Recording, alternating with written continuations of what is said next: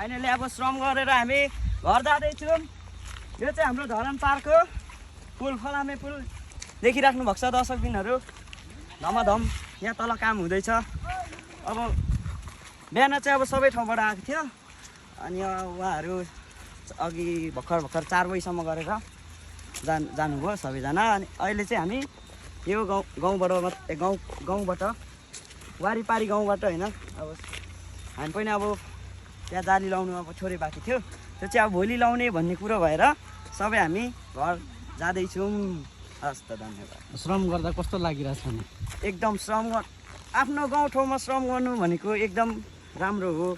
यो आफ्नै बाटोको लागि अब रोड होइन, अब हामीलाई चाहिने हो बाटोको लागि। यसो होइन, अब श्रम गर्नु पर्यो। आफ्नै गाउँठाउँ हो होइन, आफ्नै ठाउँ हो श्रम भनेको। अनि यो फलामे पुल बन्दाखेरि कतिको खुसी हुनुहुन्छ?